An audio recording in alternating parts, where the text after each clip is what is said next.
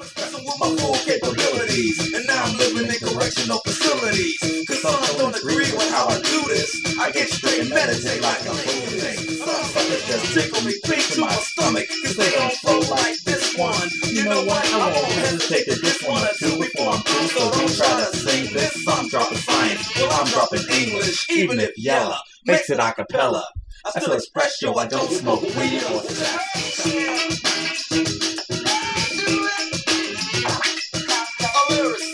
Yo, Dre is a name for that makes something dope on a record. That's what he came for. Kicking reality, yo, what's there is some, but it's important that you keep it in mind. Alright, so what we were just listening there, obviously, N.W.A.'s Express Yourself, just one of the all-time classics. One of the songs, I guess, sort of as you could see, that, you know, I had memorized back in the day as a kid just from listening to it over and over again. And X amount of years later, like what, 14, 25 years, almost years later, you know, I could still do it. It's just one of those classic songs in my head forever.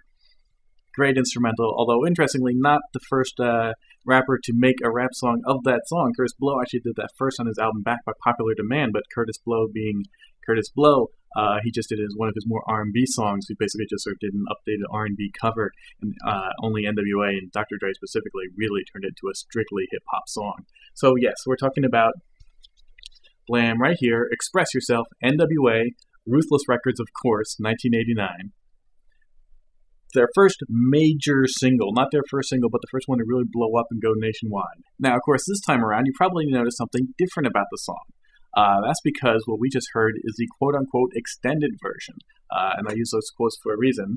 But it's not the one that's on the album, their classic album, Straight Outta Compton. It's not the one that was on their, you know, because single, back in the days, that's how singles were.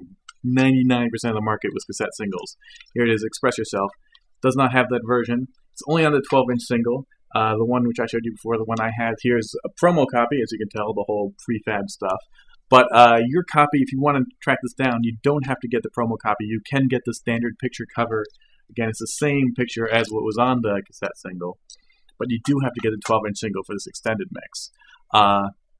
And what's interesting about this is two things, really. And now I quoted extended mix because I don't think this is necessarily actually an extended version. Usually when you have an extended version, it's when you add, you know, a little bit more. Again, it could be an additional verse, just letting the beats ride out, whatever. There's plenty of extended versions on lots of 12-inch singles and singles across the land.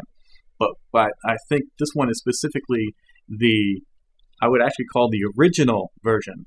Because if you listen to this and you really compare it to the single, clearly what's happened is that they cut material out of the song for the version, again, that's on the album, that's on the singles, and the music video, the one that everybody knows from everywhere, the one played on the radio, you know, the music video, all had that one version. There's certainly, when Dr. Dre begins one of his verses, it's a real punch-in kind of thing. He goes, now, getting back to the PG. And, you know, at the time when I was younger, I thought, oh, well, maybe he just sort of did that as an effect, but it's definitely clearly an awkward edit. And now, when you hear the extended version, you find out why, because he's actually coming in off of another verse. So he says, you know, in the main version, he's coming in off the chorus. It's sort of like, you know, express yourself now, and it sounds like this awkward edit. But when you actually hear it, you can tell part of the reason why the edit is so awkward is, again, because he's following in over new lyrics. And when I say new, obviously I mean old lyrics, but lyrics that were excised and only heard this extended version. So this verse is going, and then he just kind of jumps in now, and it sounds much more natural because that's the way they recorded it. You know, you actually hear a little bit of the other voice and the other verse underneath it as he's saying now. So it's that kind of awkward jump cut. So again, I would say this was not added, nothing was added to this version so much as something was subtracted from all the other ones. So just how different is this version? I didn't play the whole song all the way through because, you know, it would be a whole copyright thing. But you did get to hear some of Dr. Dre's new material in this version. In addition to that, what else is there? Even more interestingly and more fun and more impressive is there's an Icecube verse. Yes, originally this is basically Dr. Dre's solo record with N.W.A. You know, Icecube has a song, MC Ren has a song. They all basically have solo songs on the album. And this was Dr. Dre's. It's all Dr. Dre, except for the little tiny bit of introduction where, you know, N.W.A. is like, you know, you haven't made a record in a long time, which is on this version as well. Dr. Dre took it, rapped through the whole thing. It was his solo song. But now we know it wasn't always his solo song. Icecube has a verse on here. That's even more exciting than the additional Dr. Dre lyrics, I would say, is a whole new verse by Icecube on this version. And that's the version where it then goes into the punch-in. So Icecube says his last line, and then Dr. Dre goes, now. That's the way it sounds naturally on here. Also, the beat does ride a bit more, not just at the ending, but also in the beginning. So it is more in the traditional extended mix sense, what you would expect, letting the beat ride a bit more. It does that too. And what else is on here? There's the bonus mix, but that's a lot less exciting. The bonus mix really is just bonus beats. It's just a broken down loop, shorter version of the instrumental. You know, it doesn't have the horns and all that stuff from the Express Yourself stuff. It's just the basic loop over and over again. It's cool to have. It's a great classic breakbeat. But that's all it is. The bonus mix, basically bonus beats. Then on the back, Straight Outta Compton. And Straight Outta Compton, interestingly, is another extended version, although far less, I would say, essential. This version, I think, absolutely essential, you know, superior to the original version. I love the original version, but this just, you know, new material, classic. This is the way it should be. You know, you really want, if you like Express Yourself, you like N.W.A., this is the version you want. Straight Outta Compton, really not so much. Now this is really more academic. Now, as you can see, Straight Outta Compton was also the B-side to the single on the single and all the more generic commercial releases, but only on the 12-inch single. And again, it doesn't have to be the promo version necessarily, but it has to be the 12-inch single. Has an extended version of Straight Outta Compton, but where Express Yourself had new verses and even, you know, Icecube, which really just almost transforms the song and what it is. You know, it's no longer a solo record. It really gives it like a new identity. This just basically adds a bunch of skits.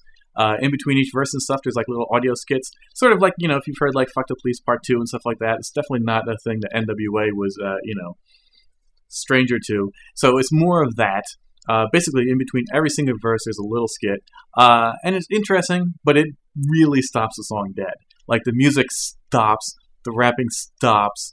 Like, there's not even like a little bit of the, you know, the beat continuing underneath. It really just stops dead, and there's a skit. And then it comes back, and it stops dead, and there's a skit. So it's definitely interesting.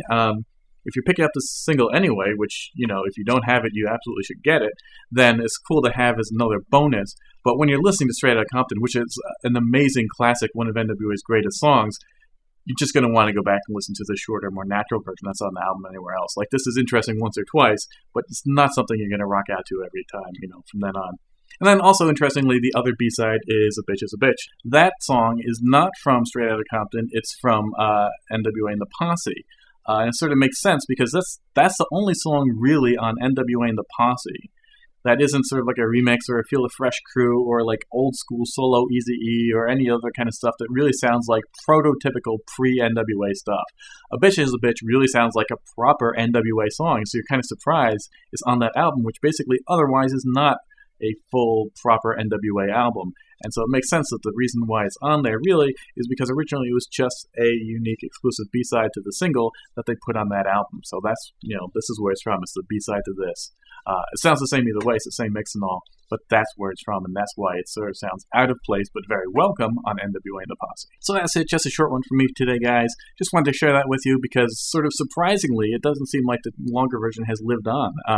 I think because it was so sort of obscure in the sense that it wasn't the music video, it wasn't on the album, everything else I said, it wasn't on these singles that most people had.